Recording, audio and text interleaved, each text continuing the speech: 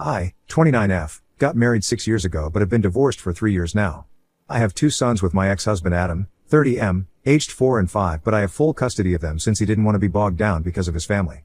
He and I were happily married for 3 years, had 2 beautiful kids, and were even planning on buying our own house so we could move out from the apartment we lived in when he suddenly hit me with the "I want to be single and explore the world right now." We'd been together since high school, so we were all we knew. He was my first everything and I was his, so I always assumed that for us, it was a together forever kind of thing, and he was fine with not having been with enough people other than me. But after 3 years of being married, he told me that he wasn't happy and wanted us both to be free of this burden, talking about our marriage and our family so we could live our life to the fullest. It was all weird, free thinker talk like my dad would refer to it, and I didn't understand any of it because I thought he loved me. And he insisted that he did love me, but he also loved himself apparently and wanted to give himself a fair chance to explore the world. I even suggested opening up our marriage temporarily, no matter how much it hurt me, just so I could make sure that he stays married to me and doesn't actually leave, but he wasn't into that idea and was hellbent on getting divorced so that both of us could do this the right way. I was heartbroken after that discussion because it had literally come from nowhere, and when I started crying in front of him, he told me that it'll all be fine and to have faith in our love because if we were meant to be then he'd find his way back. It was ridiculous and unfair, but that's how our marriage ended.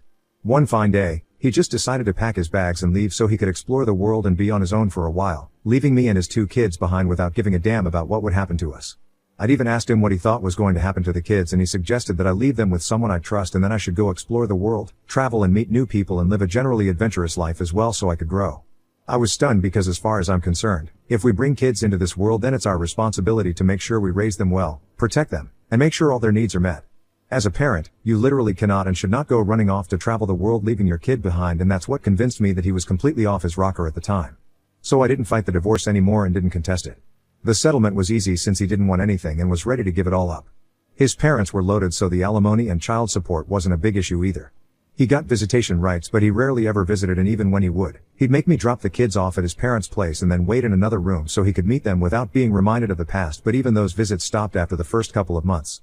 I found out the real reason behind the change in his behavior a lot later from a friend of mine, Rachel, who happened to have a couple of friends in common with Adam. Rachel's cousin happened to be part of the friend circle that Adam had been influenced by, and she's the one who told me about them, about 2 months after the divorce. I don't blame her for not telling me earlier because she and her cousin weren't exactly close, so she hadn't found out about the truth until after the divorce was done with. Besides, even if I did know the truth, it wouldn't have changed anything about the divorce. Anyway, Rachel's cousin, according to what she told me, led a very promiscuous, wild, and adventurous lifestyle. Not just him but his entire friend group of about 6 or 7 men believed that we shouldn't be tied down by relationships and had made a pact to remain single. Adam had been introduced to this friend circle by a coworker of his who'd believed that he'd get along well with these guys, even though he wasn't single and couldn't be part of that school of thought, given that he was married with 2 kids at that point. But Rachel's cousin had bragged to her and a couple of other family members that they'd managed to convert a guy into believing that he didn't need to stay with his wife and kids. That he apparently needed to shed this dead weight so he could move on and do better in life, and that's what he'd done by divorcing his wife and giving up custody of his kids so he could finally fully commit to their ideology. He'd been bragging about the cult-like status of their group and how they'd managed to turn someone into one of them, which meant that there was definitely something powerful and compelling about their beliefs. So Rachel, out of curiosity, had asked her cousin what this guy looked like because she wanted to know what kind of a man would just abandon his family because of what his new friend said, especially a married man with 2 kids. Then when her cousin pointed to Adam in a group photo they'd taken, she put 2 and 2 together and texted me about it literally as soon as she was out of the event. This had all taken place at a family gathering of hers, and once that was done with, she'd immediately asked me if I was willing to meet her, and thankfully, I'd said yes, so she'd rushed over to my apartment and spilled the beans on what had happened with Adam. To say that I'd been furious would be an understatement when I learned what the real reason behind my husband's decision to leave had been. He'd done this to fit into some stupid group and to be seen as a person who was brave and adventurous and stuff. He'd left his wife and kids behind for something like that, and when I got to know the real reason behind his ridiculous behavior, I honestly felt like I would have been happier if he'd just slept with another woman. At least that would have been a more respectable reason to end his marriage and abandon his children, but this? Yeah, this just didn't cut it. I wanted to call him and curse him out, but didn't because after learning the real reason for his departure, I was convinced that he was just crazy. There were no 2 ways about it, and there was also no point in hoping that maybe saying or doing something would make him change his mind. It wouldn't, and I knew that now, so I just decided to make the best of my circumstances and raise my sons to be better men than their father had been, and also to work harder at my own job and make sure they never felt abandoned. So I hired a nanny and started working twice as hard at the office so I wouldn't have to bring the office home with me, and as soon as I'd come back home, all my time would be spent with my kids. My parents helped out a lot, and occasionally even my in-laws tried to help, but kept it to a minimum, probably out of shame for what their son had done.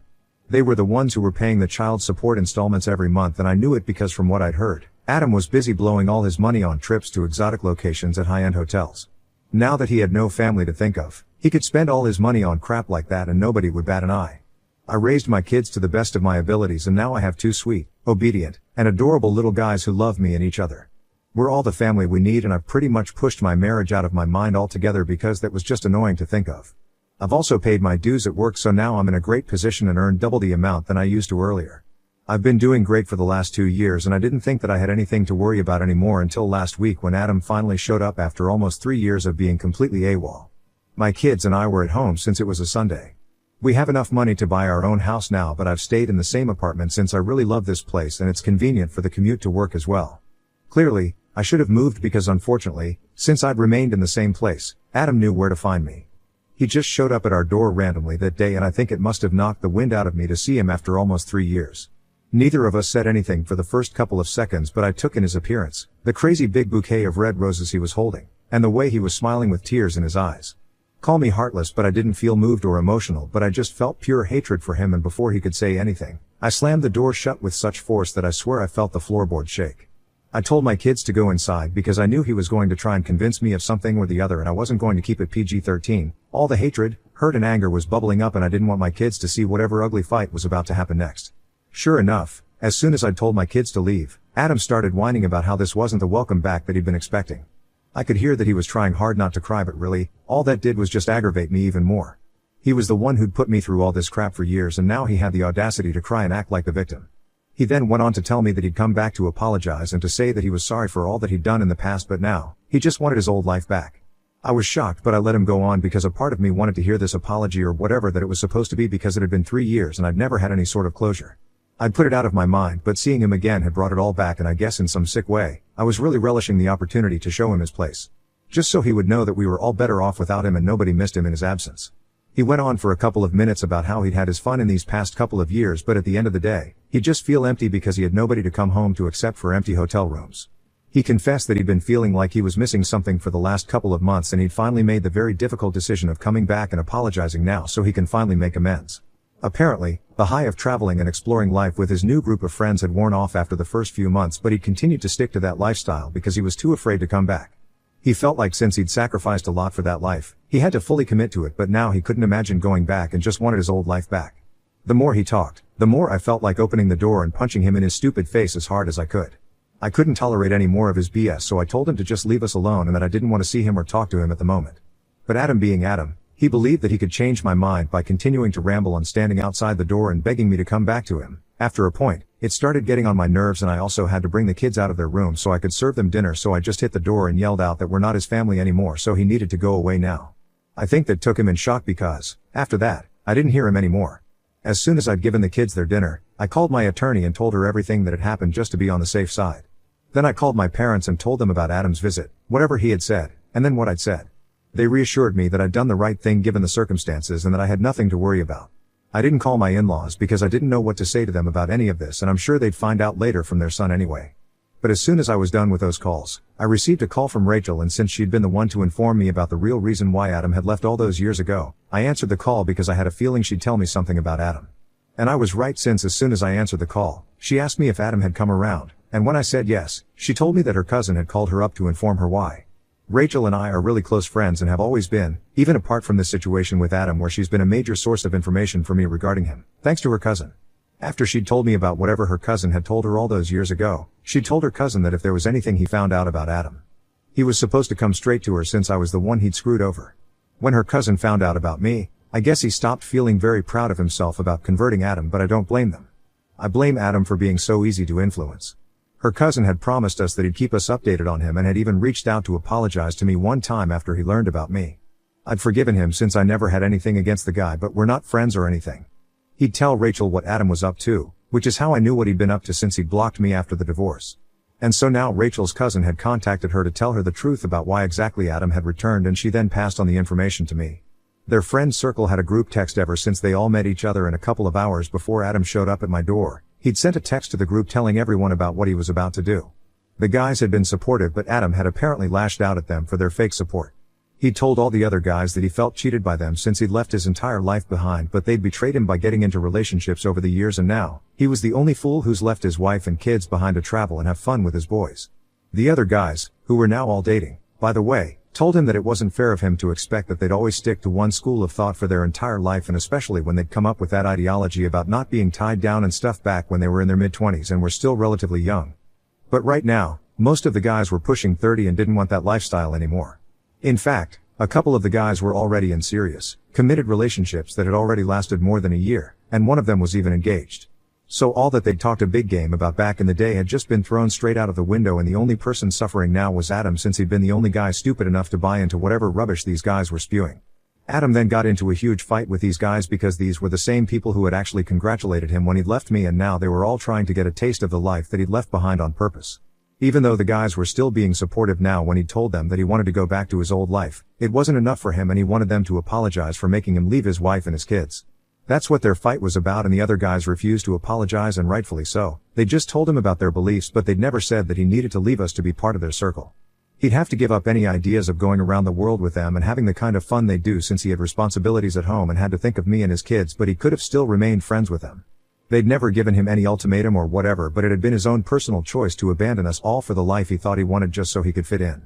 And he was doing the same thing yet again. Now that most of the guys were in relationships, he felt the pressure to fit in yet again, and that's why he'd come back to us. Not out of any sense of duty or because he felt empty like he'd told me. Maybe that could have been part of the reason, but it wasn't the whole reason, and when I heard about all of this from Rachel, my blood boiled because I'd felt a little guilty for turning him away, and that's why I'd had to call my parents for reassurance. Had I known these things before he came by then, he would have really received the bashing of a lifetime from me, but Rachel's cousin had been extremely busy with work at the time all these things were being discussed in their group text, and he hadn't checked his phone, so he didn't know. When he did find out after work, he told Rachel about it as soon as he could, and then she called me to tell me about it, so I ended up finding out after Adam had already visited and we'd talked. However, now that I knew what he was really here for, I also made up my mind that I wouldn't let him come back at any cost, and neither would I feel bad about it.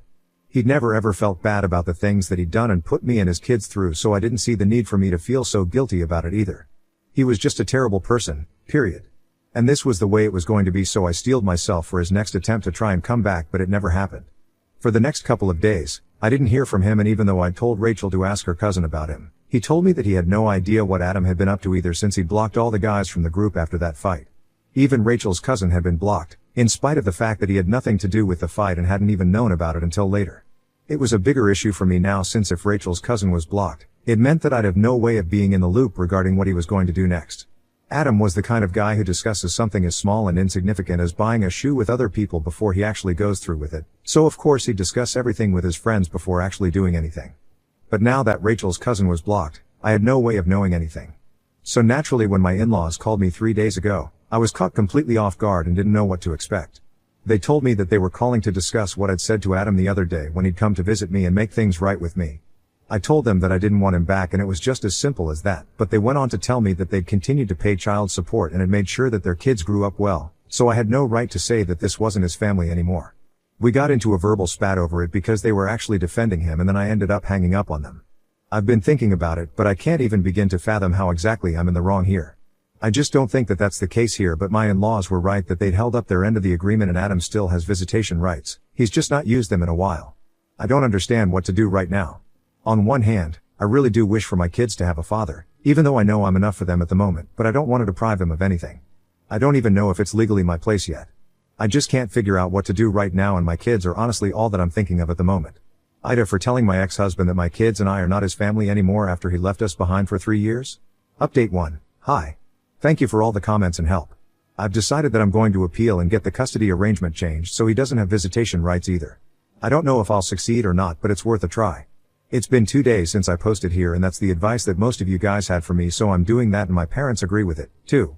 Paying child support just meant that Adam and his parents had held up the legal end of the arrangement, but everything else was all me. I'd raised my kids while he had his fun with the guys. He doesn't get to pick and choose when he can be a part of our lives and be with us on his terms.